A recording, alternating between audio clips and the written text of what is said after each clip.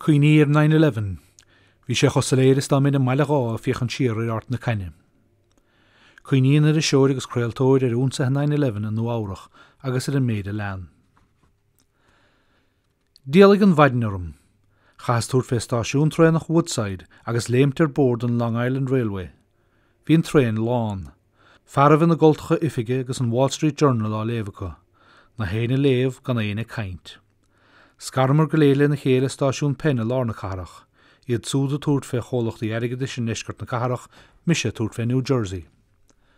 Bhuinis amach an láthir ibre timppla lehuirte se hochtar maidin.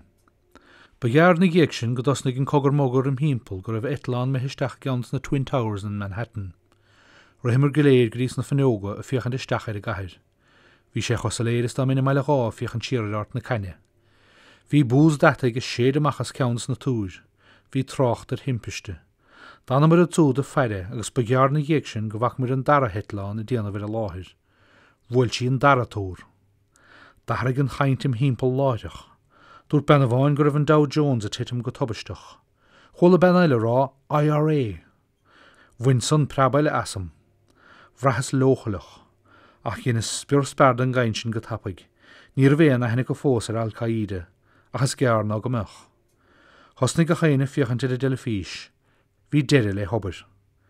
Scaoilech a bhaile sin na lára lé, fuair is síb ó bhean a bhí mar eachtant in Astoria.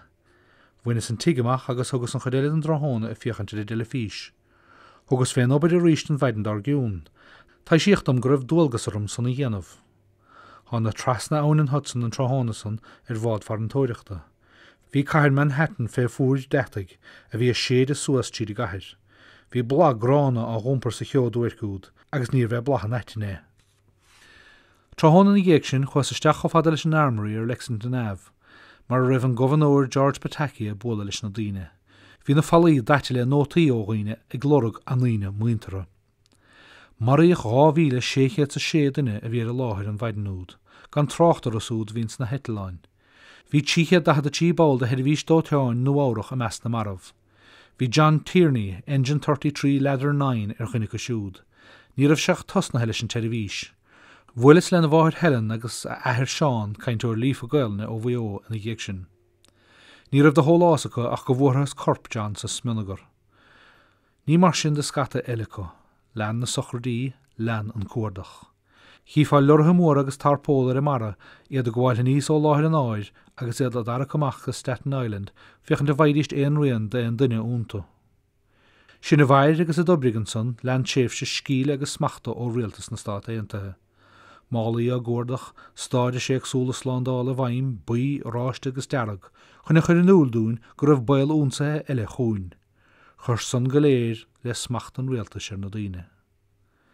Bhíad ag cuasaí sláándála agus na Hereford. Bhí sa taisteal go Houston cúpla míon na géic sin. Díocha tuifigach sláándála ar mar fas. Ile haar neistum gála na géic sin, bhí sé róm a ríist. Hello Irish a dúirt sé, agus gan na fas fiú feiceige. How did you remember, ar sa Michelis? 'Cause you're different, a deagar sé.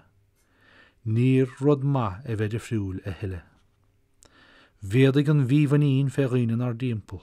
Dága mar crástíí trénach tis gribh dín de chinécha áirithe ar bord agus cúpla mála ar úmparacha. Bhéadig an Taurus, bhéadig an smacht,